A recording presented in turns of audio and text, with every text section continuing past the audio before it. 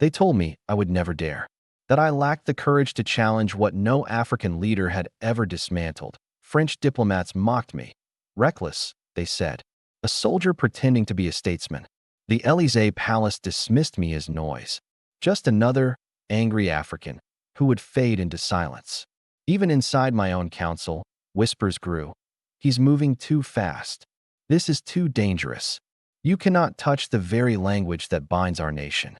They were wrong, disastrously wrong, because while they doubted, I was cutting through the strongest chain colonialism ever forged, language.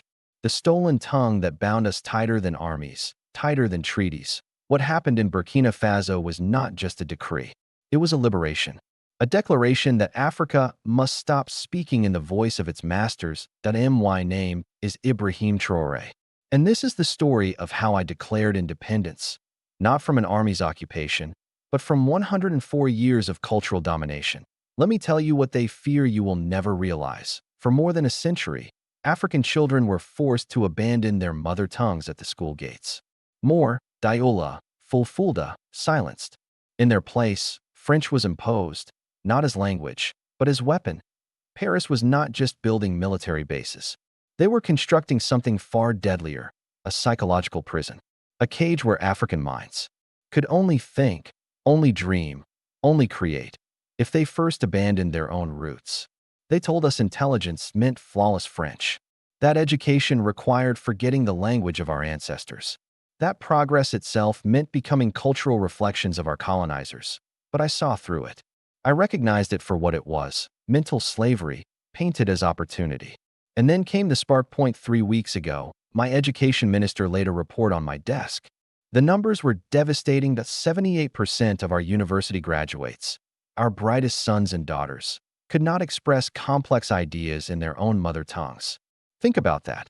The best of Burkina Faso, strangers to their own grandparents, cut off from ancestral wisdom, chained by a foreign tongue that severed the very line of knowledge passed down through generations.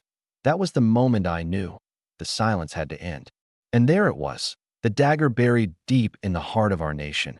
Every law that ruled us, every policy that shaped our children's future, every official decree that sealed the destiny of our people, written not in our voices, but in French. We were being governed in a tongue foreign to most of our citizens. We were drafting laws in the very language of our colonizers, while our people dreamed, prayed, and thought in the living tongues of Africa. This contradiction, this betrayal, could no longer be endured. That night, I did not sleep. I sat alone, watching the darkness fade into dawn, knowing that the choice before me would not only alter Burkina Faso, it would shake the entire Francophone world. At 6 a.m., I called my cabinet. Prepare for Operation Sankofa, I told them. We are taking back our words. Our languages are coming home. 3 hours later, at precisely 9 a.m., while Ouagadougou moved through another day dictated in French, I stepped onto the podium. The nation, and the world, was about to hear the impossible. From this day forward, I declared, More, Diola, and Fulfulda shall stand as the official languages of Burkina Faso. French will remain only as a foreign tongue for external use, but never again will it shape how we govern, think, or dream. The silence that followed was not shock. It was recognition. For the first time in 104 years, an African leader had broken the chain. No longer would European tongues define African intelligence. But this was not symbolism. It was revolution. Within hours, classrooms began rewriting curricula in our own languages. Courts shifted to More, Diola, and Fulfulda. Government decrees were translated so every Burkinabe could finally read the laws that ruled their lives. And as expected, Paris panicked.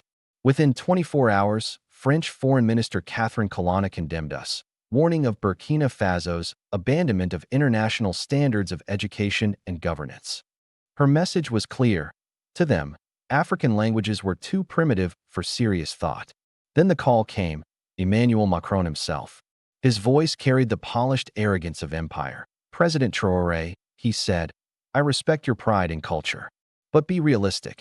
How will your people access international education, global markets, diplomacy? I cut him off. My last words ended the call and ended France's hold on us forever. Mr. President, I said, The Chinese trade in Chinese. The Japanese compete in Japanese. The Germans pursue higher learning in German. The only people told their languages are too primitive for modern life are Africans. That lie dies today. The call lasted 7 minutes. Macron never called again. But the true conversation wasn't in Paris. It was in the villages of Burkina Faso. There, elders wept tears of joy. At last, their grandchildren would study mathematics. In more, explore science in Dioula, and craft poetry in Fulfulde. For the first time in more than a century, African children would grow in the languages of their ancestors, not the voices of their colonizers. The ripple was immediate. Within 48 hours, Mali's president called me.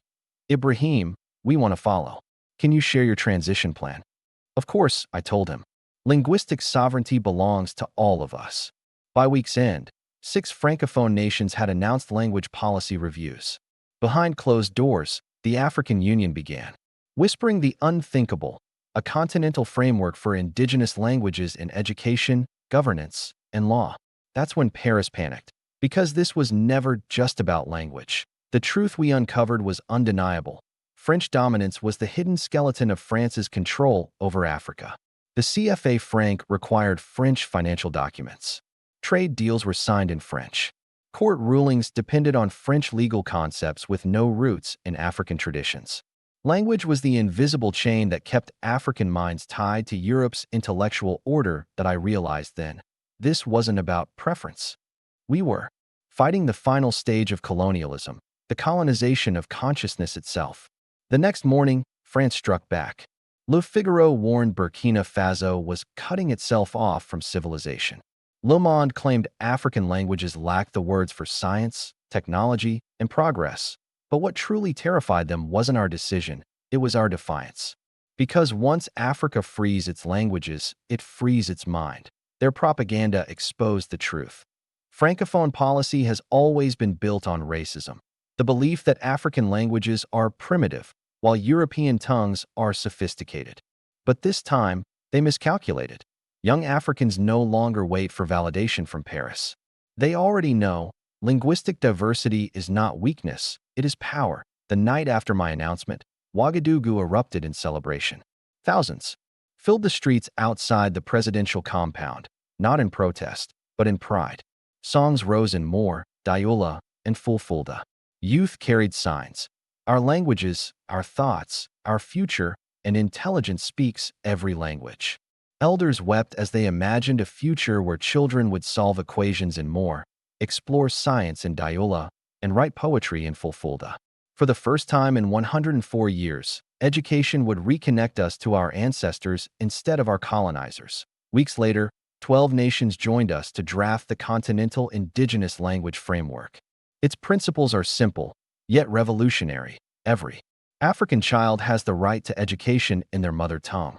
African languages must advance in higher education, science, and technology. Foreign languages may serve as tools for international exchange, but never again as frameworks for African thought. France dismissed it as nostalgia and impracticality. They warned Africa would lose global opportunities without French. They were wrong. Within 6 weeks, we received offers from China, India, Brazil, and even European nations willing to work with us in English, Spanish, Portuguese, or simply through translation. The world has no shortage of partners who respect Africa's cultural sovereignty, and the wave spread further. Ghana launched programs in Akan. Kenya expanded Swahili universities. Nigeria made Yoruba, Hausa, and Igbo mandatory for public service. For the first time in a century, Africa was building intellectual power on African languages, not European imitation. But let me be clear, this is not anti-French. This is not anti-European. This is pro-African. This is intellectual sovereignty. We welcome partnership with any nation that respects our heritage and works as an equal, not a master. France could have chosen to stand with us, to honor African languages while keeping French as a diplomatic tool. But they chose arrogance. And now, they live with the consequences. 8 months have passed since we broke from the chains of linguistic servitude. And today, the truth is undeniable. Our schools are thriving. Our children grasp science and mathematics with greater clarity when taught in their own languages. Our universities produce sharper minds. Because they are thinking through African lenses, not borrowed European ones. The lesson is clear. Linguistic freedom is not only possible, it is powerful. It liberates thought. It unlocks potential. And the message to those who once claimed dominion over us is just as clear. The mask of partnership can no longer hide cultural domination. That age is over, that we are no longer ashamed of our voices. We are no longer measuring our intelligence by European rulers. If you cannot respect that, then step aside, because we no longer seek your approval.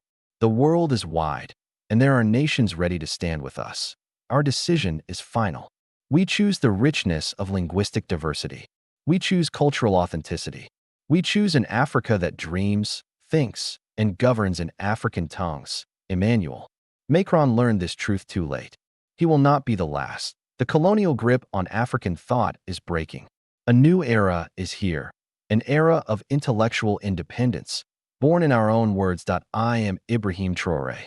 And this is how we reclaim the right to think, to reason, and to dream in our own languages. The revolution continues, spoken in Moor, in Dioula, in Fulfulde, and in every African tongue that refuses to kneel to colonial chains. Africa now thinks in African languages. And that changes everything.